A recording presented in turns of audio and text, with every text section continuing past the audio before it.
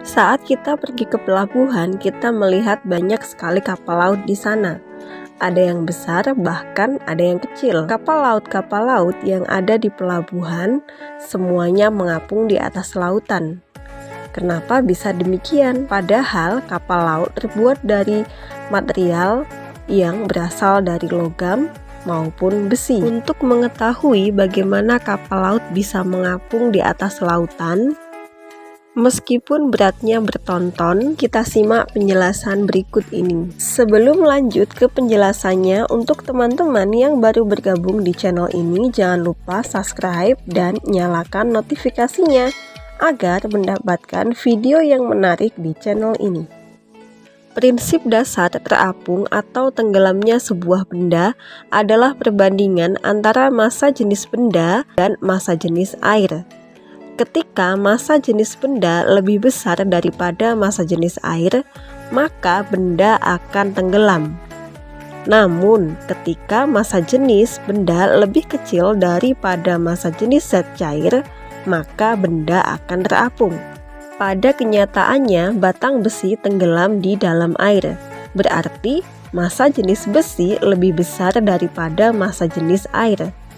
Hasil pengukuran menunjukkan bahwa massa jenis besi adalah 7.900 kg per meter kubik, sedangkan massa jenis air hanyalah 1.000 kg per meter kubik. Jika kapal memang dapat mengapung di air, maka pastilah massa jenisnya lebih kecil daripada massa jenis air. Hal ini dapat dijelaskan dengan melihat desain dari tubuh kapal laut. Kapal laut bukanlah sebuah benda yang keseluruhannya berisi besi. Ada banyak ruangan-ruangan di dalam kapal laut seperti ruang ABK, ruang nahkoda, ruang makan, ruang mesin, dan lain-lain. Ruang-ruang ini banyak mengandung udara yang mengisi sela-sela kosongnya. Massa jenis udara hanyalah 1,2 kg per meter kubik. Sangatlah kecil dibandingkan dengan massa jenis besi dan air. Akibatnya, massa jenis kapal tak lagi murni massa jenis besi, melainkan berupa massa jenis rata-rata antara besi dan udara. Dan karena presentasi udara di dalamnya lebih banyak, maka massa jenis kapal menjadi cukup kecil untuk mengapung di atas air. Selain itu, kapal laut memiliki lambung yang berbentuk balok ataupun cekung dengan isi kosong yang memberikan ruang udara untuk masuk, sehingga membuat massa jenis kapal lebih ringan dari air sehingga kapal bisa mengapung. Semakin besar kapal, maka akan semakin lebar lambung kapalnya.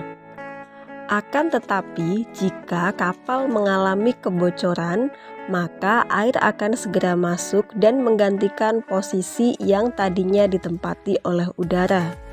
Akibatnya, massa jenis kapal perlahan-lahan akan meningkat, dan pada akhirnya kapal akan tenggelam karena peran massa jenis udara yang telah hilang. Sebagai contoh, kapal Titanic yang tenggelam karena menabrak gunung es. Tabrakan gunung es melubangi lambung kapal Titanic sehingga membuat air masuk ke dalam kapal dan membuat massa jenis kapal bertambah.